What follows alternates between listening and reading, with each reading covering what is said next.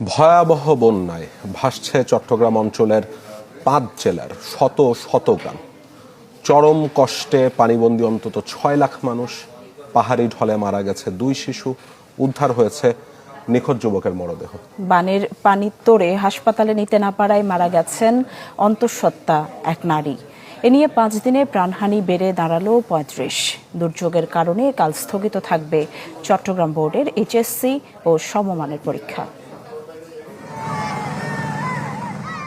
কোথাও বুক সমান, কোথাও কোমর পানিতে তলিয়ে আছে বসতঘর, রাস্তাঘাট। এই চিত্র চট্টগ্রামের সাতকানিয়ার, যার বেশিরভাগ এলাকাই বন্যা কবলিত। বিচ্ছিন্ন হয়ে গেছে সড়ক যোগাযোগ, পানিবন্দী ২.৫ লাখেরও বেশি মানুষ, যাদের কষ্টের শেষ নেই। হাসপাতালে নিতে না পারায় বৃহস্পতিবার রাতে কেউচিয়া এলাকায় মারা যান এক অন্তঃসত্ত্বা নারী। এছাড়া পানিতে ডুবে নিখোঁজ এক যুবকের মরদেহ উদ্ধার করা হয়। আজকে থেকে আমরা ৪ দিন পানিয়ে বন্দি। কোনো এমপি, মন্ত্রী, মিনিস্টার আর চেয়ারম্যান আমাদেরকে কোনো খোঁজখবর নেয় নাই।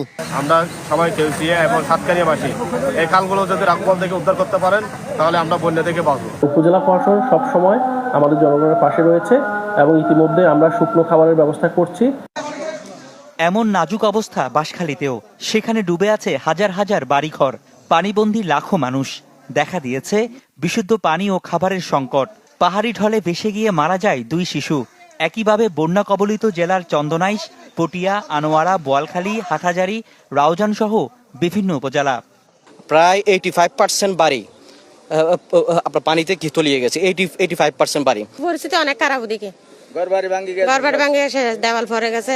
আমার দাদার আমলও বা আমার দাদার আমলও এখানে এত পানি হয় নাই, এত পানি দেখে নাই। আমাদের সরকারের থেকে সাহায্য খুব প্রয়োজন এখানে। বন্যা দুর্গত এলাকা পরিদর্শন করেন জামায়াতে আমির ও বিরোধী দলীয় নেতা ডক্টর শফিকুর রহমান। তিনি বাঁশখালী ও সাতকানিয়ার বিভিন্ন এলাকা ঘুরে মানুষের খোঁজ খবর নেন, বিতরণ করেন ত্রাণ।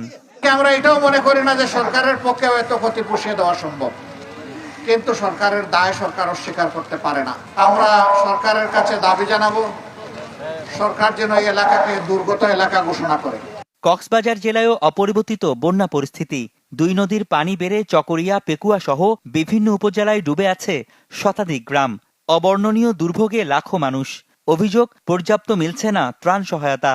শুধু এখানে না, পিএম কালীতে আমরা জেলাম যাতে প্রতি বছরে এরকম পানি হয়। জনজীবনে দুর্ভোগ, সব দিকে নিচু এলাকার সকল ফসল যেগুলো আছে ওগুলো তো তলিয়ে গেছে। না, আমরা প্রশাসন বা সরকার থেকে কোনো ফান্ডের থেকে আমরা কোনো পাইনি, সাহায্য পাইনি। এখন উন্নতি হয়নি বান্দরবানের পরিস্থিতি।